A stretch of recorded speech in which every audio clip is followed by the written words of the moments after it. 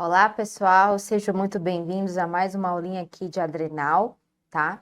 Hoje a gente vai falar de um tema que cai bastante em prova de residência, a insuficiência adrenal, tá? Sou a doutora Mariana, sou médica endocrinologista e professora aqui de vocês do Medicoff. Então, nós vamos falar sobre insuficiência adrenal crônica e insuficiência adrenal aguda. Começando pela insuficiência adrenal crônica. Então, gente, quando a gente fala em insuficiência adrenal crônica, a primeira coisa, né, antes de falar exatamente sobre a etiologia, eu vou tentar explicar para vocês o que é uma insuficiência adrenal. É uma situação em que você tem uma deficiência na produção de um ou mais hormônios da glândula adrenal, seja por um problema da própria glândula adrenal, ou seja por um problema da hipófise, por exemplo, da liberação do ACTH, tá certo? E quando a gente fala em insuficiência adrenal, a gente fala da insuficiência do córtex da adrenal, que é aonde produz os hormônios da adrenal, tá? A medula, ela produz a adrenalina e noradrenalina, que não são hormônios, são neurotransmissores. Então, a gente não fala de adrenalina e noradrenalina, a gente não fala de medula adrenal quando a gente fala de insuficiência adrenal. A gente fala de córtex adrenal, a gente fala de aldosterona, de cortisol e de andrógenos.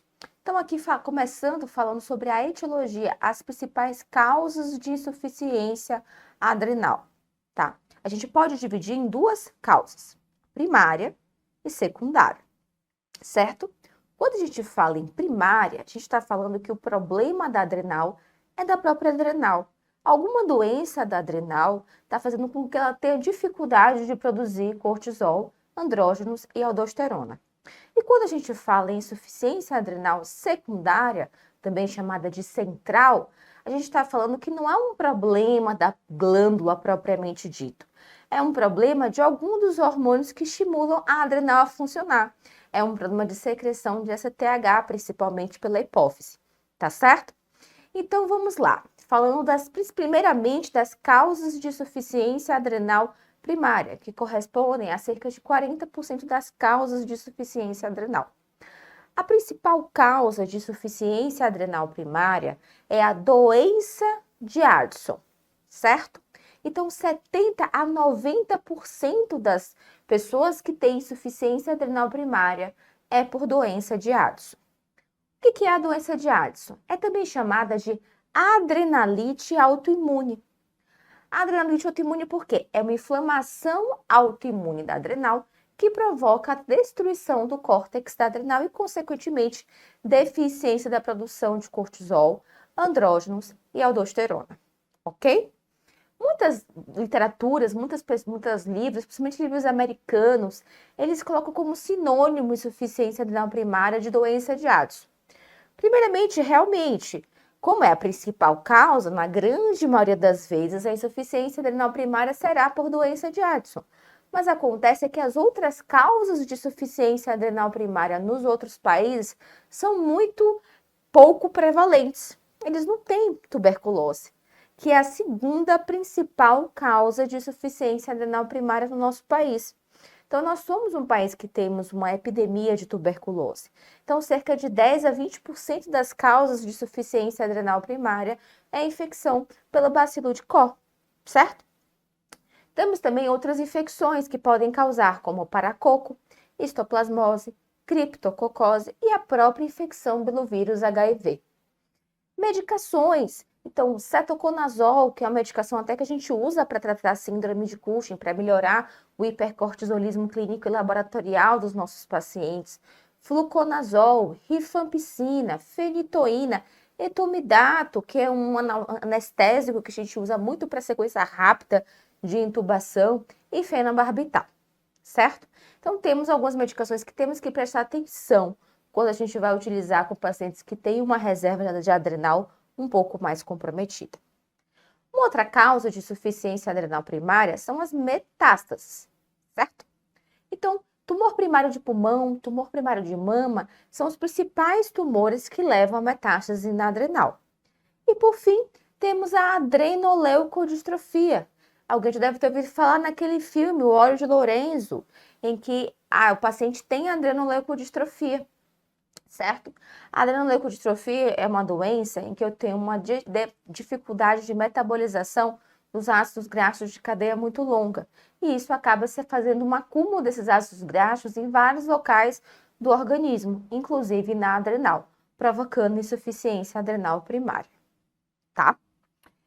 E agora falando da insuficiência adrenal secundária, também chamada de central, ela corresponde pela maioria dos casos, 60% das causas de insuficiência adrenal. Por quê? Porque aqui entra uma causa extremamente comum, que é a retirada abrupta de corticoide em pacientes que usam cronicamente.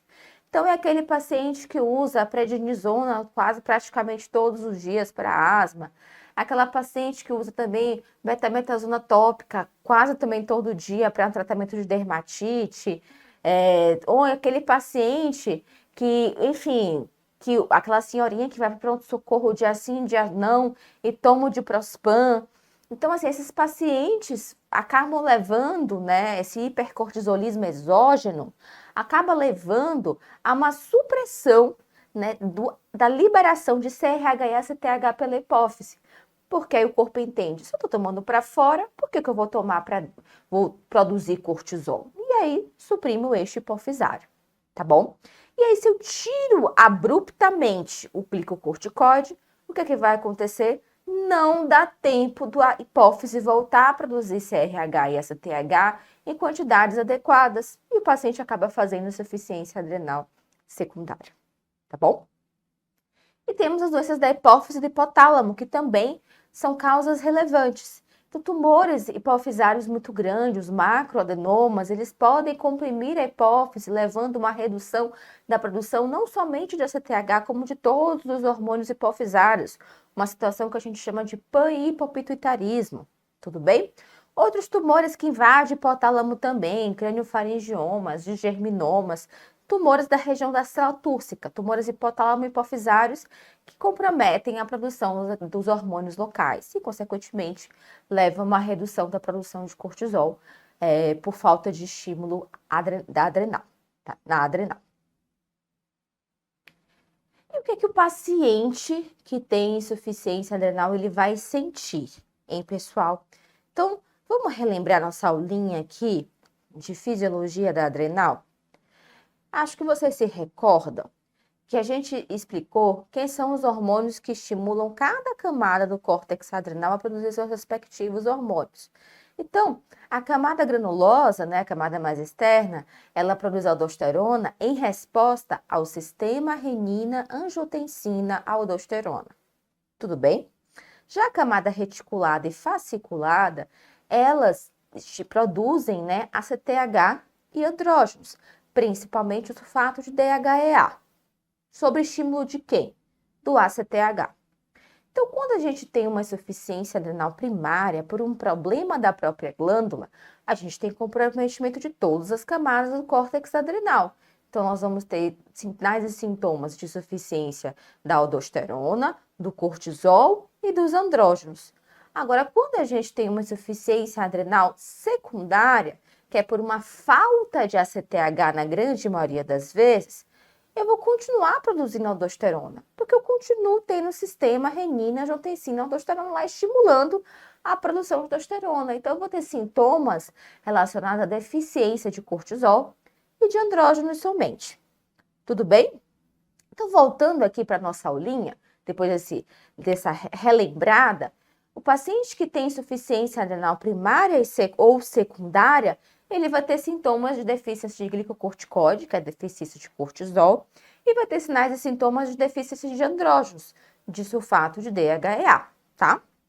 E o que o paciente com deficiência de cortisol, ele vai sentir? Ele vai ter astenia, mal-estar, redução do apetite, sintomas gastrointestinais como dor abdominal, náuseas, vômitos, perda de peso, hipotensão e hipoglicemia, visto que o cortisol é um hormônio contrarregulador, tá?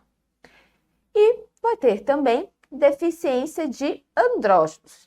Quando eu tenho deficiência de andrógenos adrenais, eu tenho um comprometimento da libido e da pilificação, Mas não da pilificação de queda de cabelo, é da pilificação de áreas andrógenos dependentes. Então, é aquele homem que começa a perder barba, aquela mulher que começa a ter uma rarefação de pelos na região da virilha e assim por diante, tá bom? E a deficiência mineralocorticoide, que é a deficiência da aldosterona, quem é que vai ter? Quem tem insuficiência adrenal primária, porque toda a adrenal vai estar comprometida. Tudo bem? Então vamos lá, o que é que o paciente vai ter? Se ele não tem aldosterona, ele vai ter uma dificuldade de colocar sódio e água para dentro e uma dificuldade de jogar potássio e íon hidrogênio para fora, tá bom? Então, o paciente, ele vai ter hiponatremia. Por quê? Porque eu não vou conseguir reabsorver sódio. Ele vai ter acidose metabólica. Por quê? Porque eu não consigo jogar potássio, eu não consigo jogar o hidrogênio para fora. Eu vou ter hipercalemia, porque eu também não consigo jogar potássio para fora.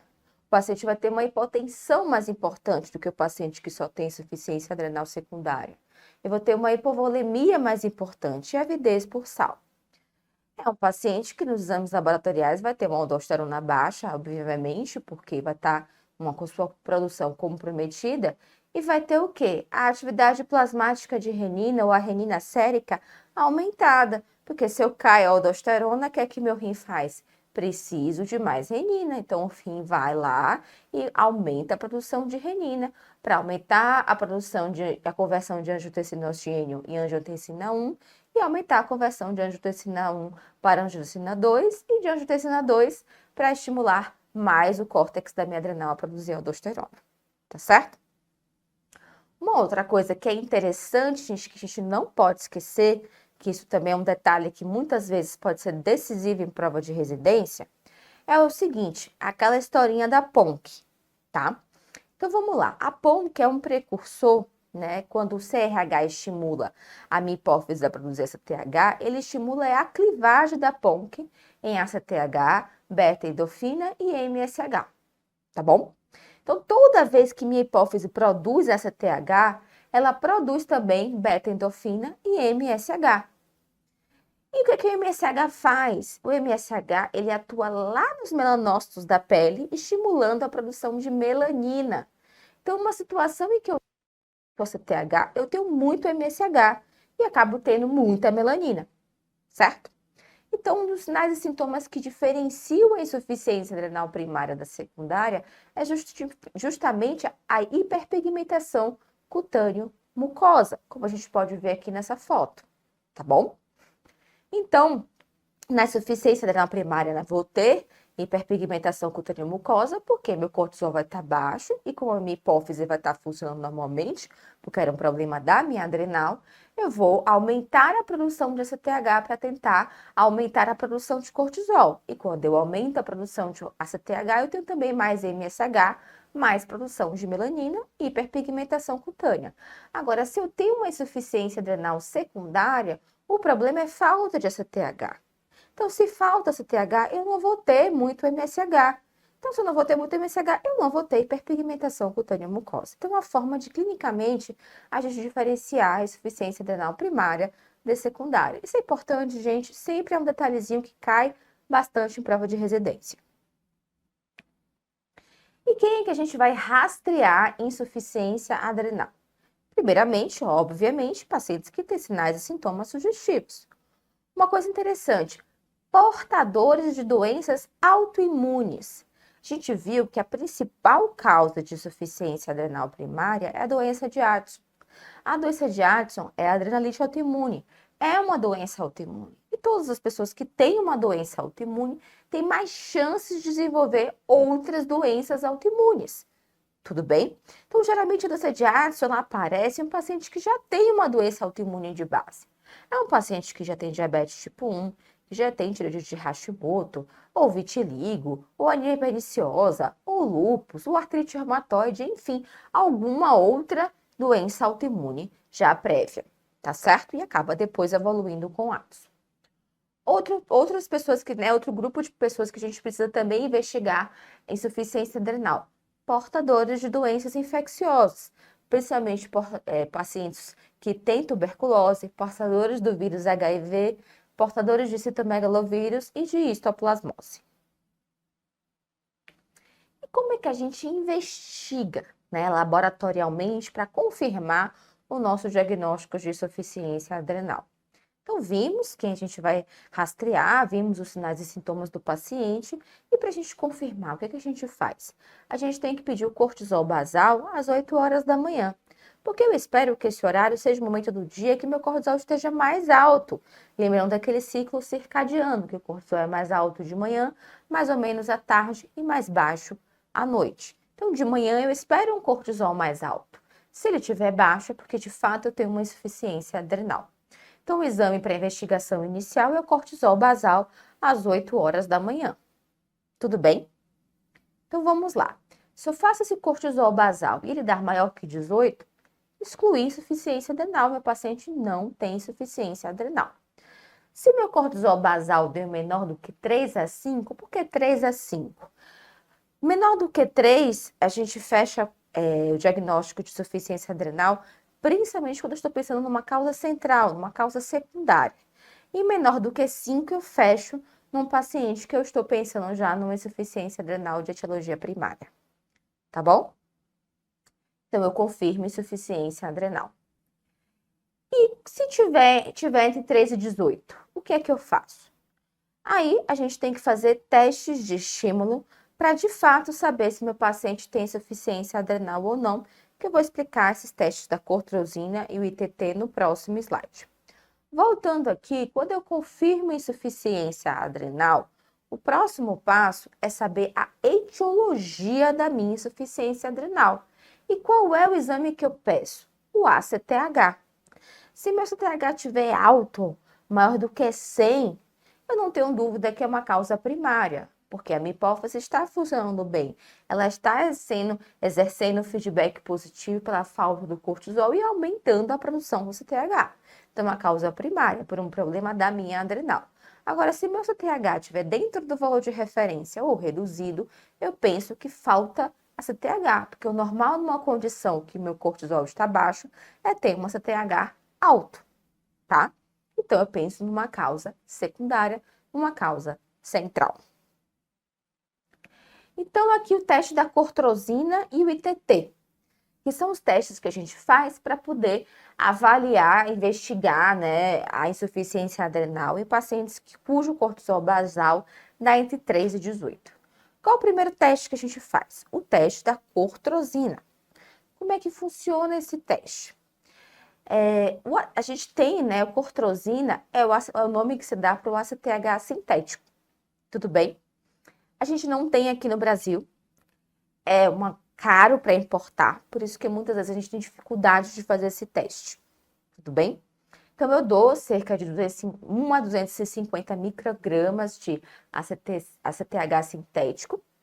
Esse ACTH sintético, teoricamente, deveria estimular a minha adrenal a produzir mais cortisol se a minha adrenal estiver funcionando bem. Tudo bem? Se eu dei ACTH sintético, dei a cortrosina e meu cortisol subiu para mais de 18, eu afastei insuficiência adrenal. Se meu cortisol não subiu para além de 18, eu preciso fazer um outro teste, que é o teste de hipoglicemia induzida por insulina.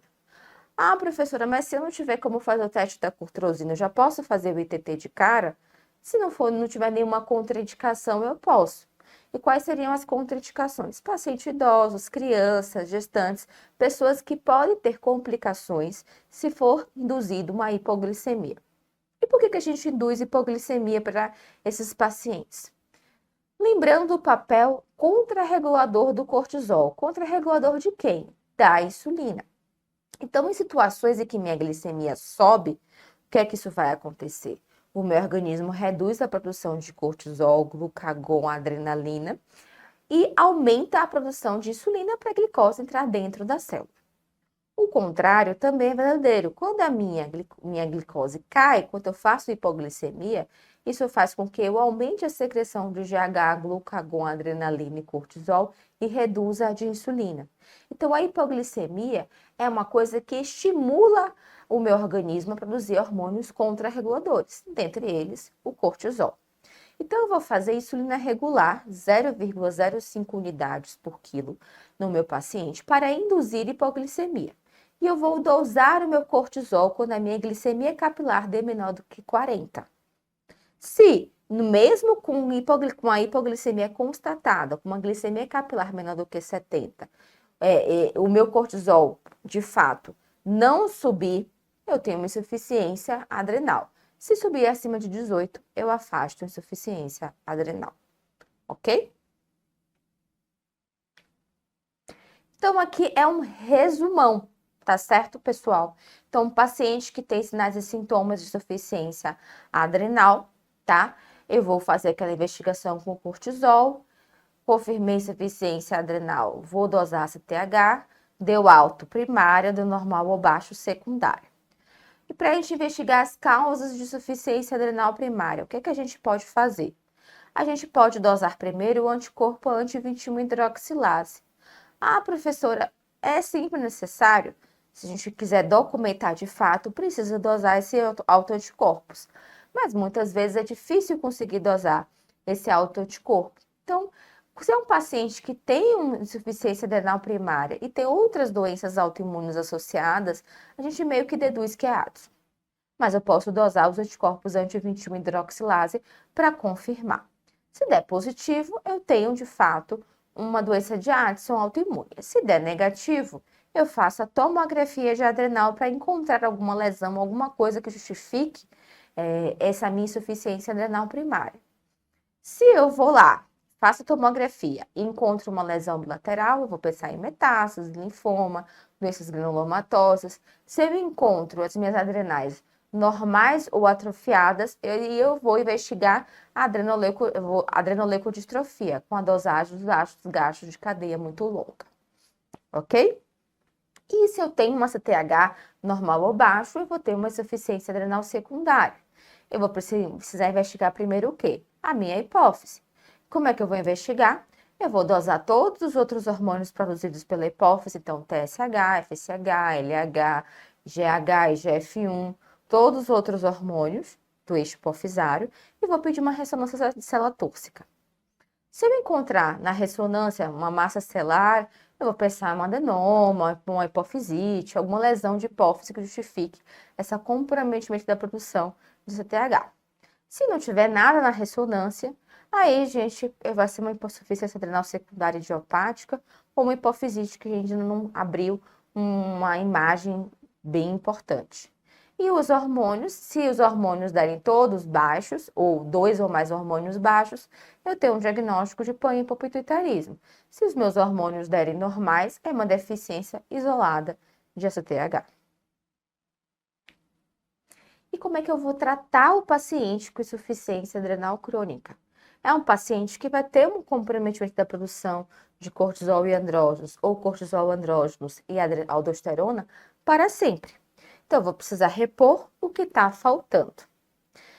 Quais são os glicocorticoides, né, que substituem a ação do cortisol que eu posso utilizar? Eu posso utilizar a prednisolona ou a hidrocortisona, sendo a hidrocortisona o glicocorticóide de escolha devido à sua meia-vida mais curta e a possibilidade de fragmentar doses ao longo do dia, o que faz com que a gente consiga mimetizar um ciclo circadiano semelhante ao fisiológico do cortisol, dando uma dose mais alta de manhã, mais baixa à tarde e pouquinho à noite.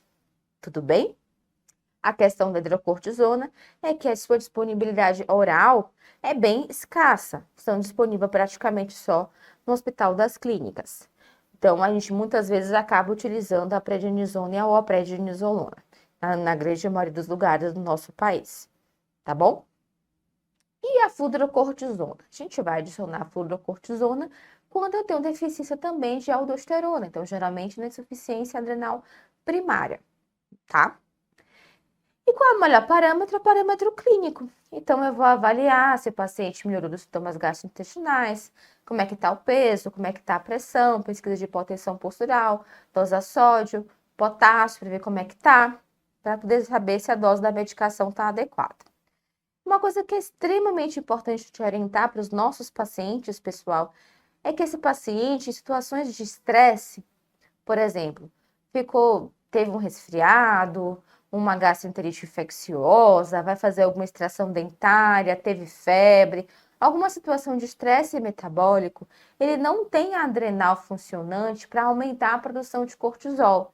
Então, esses nossos pacientes, a gente precisa orientar que ele precisa dobrar a dose de glicocorticoide que ele usa diariamente no período em que ele estiver doente, no período que ele estiver com essa infecção, no período que ele for fazer a extração dentária, no período que ele for precisar fazer algum procedimento eletivo.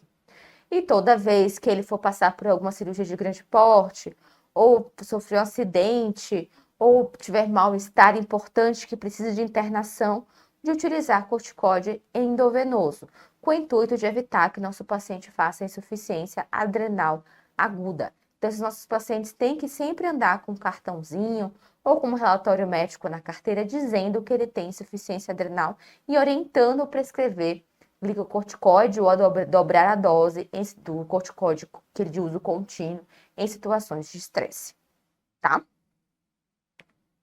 Então, vou aqui para uma questãozinha do Rio de Janeiro de 2021. Um homem de 35 anos apresenta história de fadiga progressiva há alguns anos, associada a anorexia, náuseas e perda de 6 quilos nas últimas semanas. Fez tratamento para tuberculose pulmonar há 10 anos. No exame físico tem hiperpigmentação em áreas expostas da pele e da cavidade oral.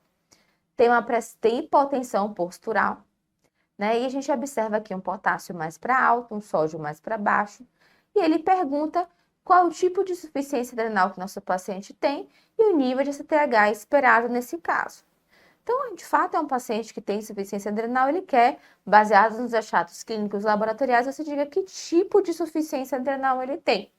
Então, aqui a gente tem duas informações que fazem a gente pensar em insuficiência adrenal primária. A primeira delas é que o paciente teve tuberculose pulmonar há 10 anos. A gente viu que tuberculose pulmonar é a segunda causa tuberculose de forma geral, é a segunda causa mais importante de insuficiência adrenal primária. E outra coisa importante é que o paciente tem hiperpigmentação cutânea mucosa. A gente viu que só situações em que eu tenho muito CTH é que eu vou ter hiperpigmentação, porque eu vou ter muito CTH, vou ter muito MSH e acabo tendo muita produção de melanina a partir dos melanócitos, tá? Então, nessa questão, qual seria a resposta? Uma insuficiência adrenal primária e um CTH alto. Insuficiência adrenal aguda agora, pessoal. Como é que a gente vai falar?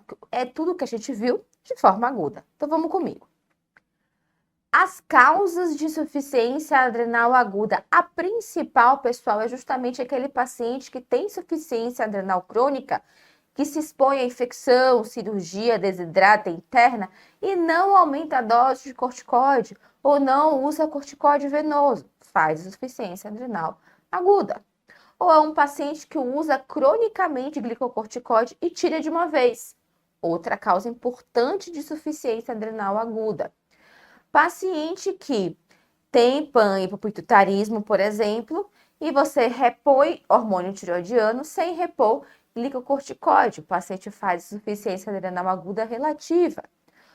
E, por fim, o uso de medicações, como, por exemplo, o cetoconazol, fluconazol, etomidato, em pacientes que já têm uma reserva funcional das adrenais reduzidas, e acaba evoluindo com insuficiência adrenal aguda. E qual é o quadro clínico? É o quadro clínico que a gente ouviu, insuficiência adrenal crônica, mas de forma aguda. Então, o paciente que tem deficiência glico, né, de cortisol, vai ter fadiga, náuseas, vômitos, dor abdominal, hipotensão, choque hipovolêmico, coma. E o paciente que tem também deficiência de mineral, ou que seja de uma etiologia primária, ele vai ter uma hiponatremia mais importante e uma hipercalemia mais importante. Outro ponto interessante é que a hipoglicemia, né, insuficiência adrenal aguda, ela é mais comum em crianças, porque em crianças os outros hormônios contrarreguladores, eles têm uma ação um pouco menos importante do que no adulto. Então, o grande hormônio contrarregulador da criança é o cortisol. Então, se eu não tenho cortisol em quantidade adequada, eu acabo fazendo muita hipoglicemia. Então, criança com hipoglicemia refratária, a gente sempre precisa investigar a insuficiência adrenal. E como é que a gente vai tratar esse paciente? Então, primeira coisa, as medidas gerais. Primeira coisa, gente, que é o grande problema desse paciente? É a hipotensão, é o choque, são distúrbios hidroeletrolíticos associados. Então, eu preciso dar volume com solução glicofisiológica para corrigir a hipoglicemia também, corrigir os distúrbios do sódio, do potássio, tá? Vou pedir exames para hemograma, bioquímica geral, cortisol, STH, e vou tratar a causa precipitante. Se a causa é a infecção, eu vou tratar a infecção. Se a causa é o problema do uso de suspensão abrupta do corticoide, eu vou dar corticoide. Se for infecção, eu também preciso tratar com corticoide, porque é a base do tratamento, é a reposição de glicocorticoide. Qual é o glicocorticoide de escolha venoso na insuficiência adrenal aguda que a gente usa? É a hidrocortisona. Por que a hidrocortisona? Porque de todos os glicocorticoides venosos, a hidrocortisona que também tem uma melhor ação mineral. E na hora que o paciente faz insuficiência adrenal aguda, você não sabe se é uma causa primária ou secundária. Você não sabe se é um paciente que tem só deficiência glico ou se tem glico e mineral. Então você usa hidrocortisona porque consegue cobrir os dois. Você faz 100 mg endovenoso em dose de ataque e uma manutenção de 50 mg de 6 em 6 horas. Vou reduzir a dose 50% no segundo dia e assim que o paciente conseguir ingerir dieta via oral, eu passo o glicocorticoide para via oral e associo ou não fluorocortisona. Se for uma causa primária, associo. Se não for, eu não preciso associar. Questão do Paraná 2019. Em relação ao manejo terapêutico de crise adrenal, além da ressuscitação volêmica com solução salina 0,9%, deve ser administrado quem? A hidrocortisona, porque dos glicocorticoides é que tem a melhor ação mineral e consegue cobrir, resolver, né, ajudar tanto em casos de insuficiência adrenal primária quanto em secundária. É isso, pessoal. Espero que tenham aproveitado a nossa aulinha aqui de insuficiência adrenal, tá certo? Qualquer dúvida que vocês tiverem, é só mandar mensagem aqui para o nosso chat, para o nosso suporte, e nós estamos à disposição para ajudar vocês.